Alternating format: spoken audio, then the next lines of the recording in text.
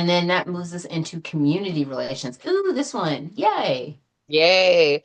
Another one. This seems like it would fit your personality, Siobhan. Yeah. So community relations, basically, it is what it says it is. It ensures that the campaign is connected to local groups, tribal organizations, civic clubs, neighborhood associations. They are working to build the trust without the community, with within the community on a person to person level. They are really the people that make sure that the campaign is listening to the people that they want to vote for them, and giving that feedback to the campaign, and making sure that the campaign is informed by that information before it speaks. And so community relations is in that communications pipeline. It is an integral part of any campaign, because you can't do anything if you don't have the community behind you. And so they're the educators, right? They're the ones that go out with your message and kind of educate folks as to what your campaign is about. Good Lord. Now my thing's stuck. Okay, there we go. Okay. Talk about our strategy team. The strategy team. So the strategy team it's the one of the last slides, but it's actually one of the first things you do. You design the campaign's roadmap to victory. Remember, we said the idea of any campaign is to win, and you might as well not do it if you're not in it to win it, right? The strategy team, as the campaign is going on, analyzes polling and data and voter trends in order to alter the strategy if it needs to be altered, identifies key target voting areas and swing voters. This is very voter centric, so it might just identify key constituencies that you need to win your issue. So, for example, one of the things that we work on at Alaskans Take a Stand is healthcare. We believe that healthcare is a human right, right?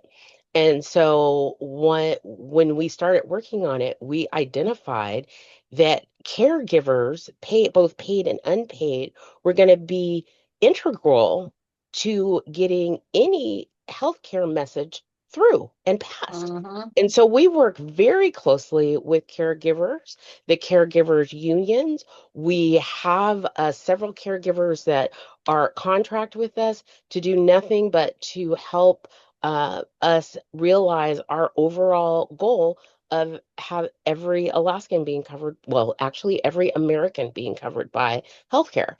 And so as new inputs come in, the strategy team takes those inputs, whether it be stats or a voter opinion poll or something that the policy team has dug up, and they synthesize that into the strategy that is going to get the campaign over the finish line. So that's kind of what the strategy team does.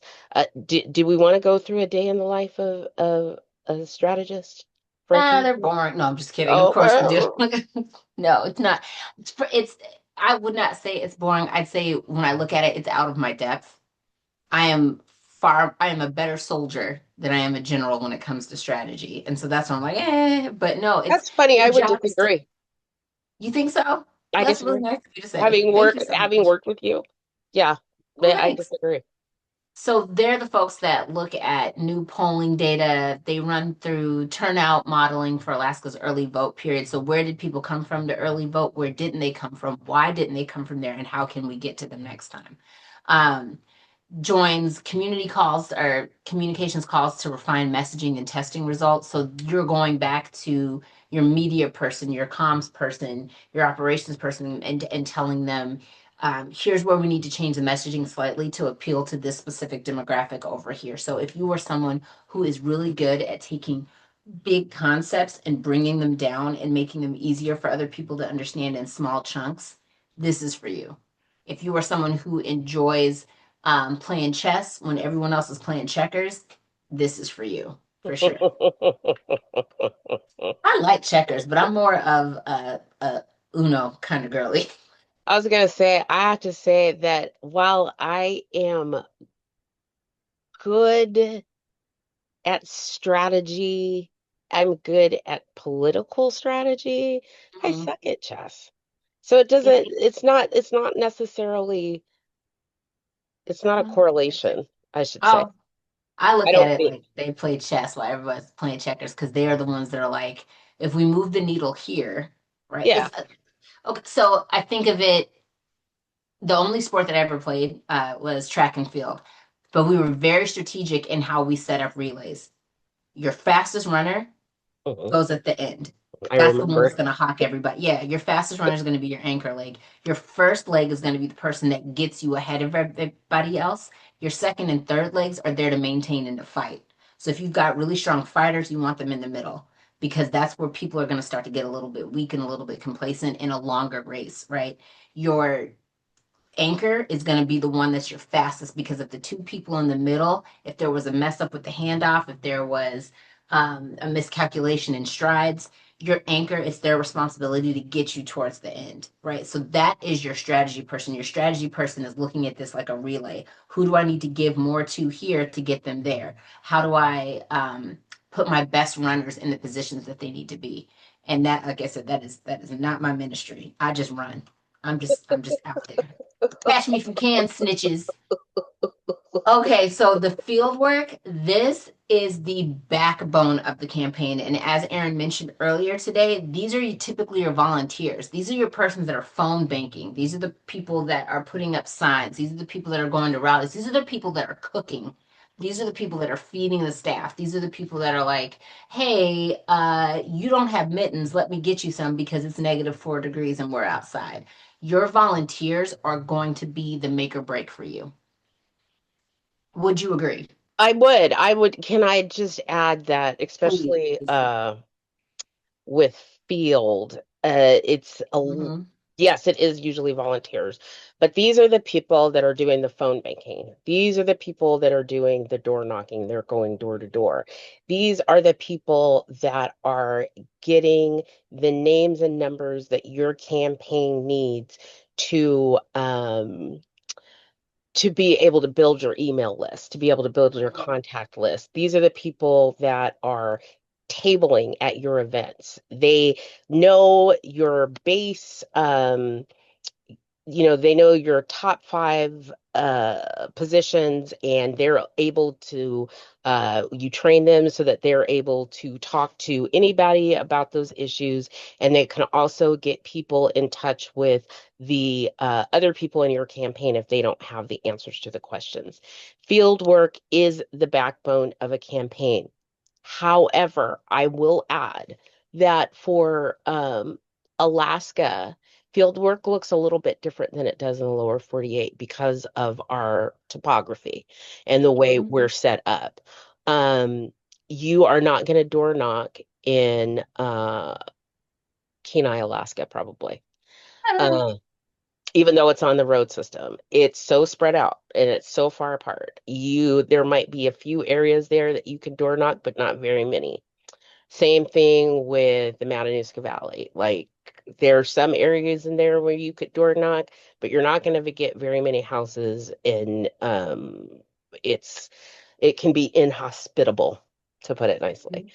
Um, Door knocking does happen in Anchorage, but once again, Anchorage is pretty spread out, and we don't have the population density that they do in the lower 48. So, for those of you that are a little bit more kind of political junkies, and you do things like get on national calls with like Indivisible or Popular Democracy or Move On, and they talk about field work, they're talking about door knocking. A lot of times, they're really talking about door knocking, and it just does not work the same in Alaska that it does in the lower 48. So we have to be a little bit more inventive.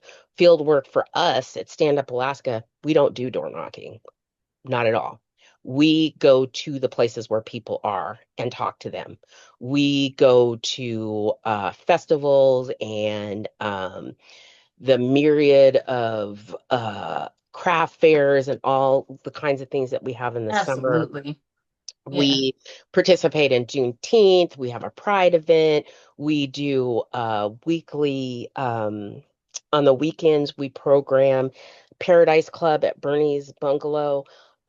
We generally consider it kind of like attraction rather than promotion. We go to where people are as opposed to going to their front door because lots of times, especially in Alaska, people do not want you showing up at their front door. No. And I can And tell you, I don't want you coming to my front door. right, right. Mm-mm. Stay away from my house.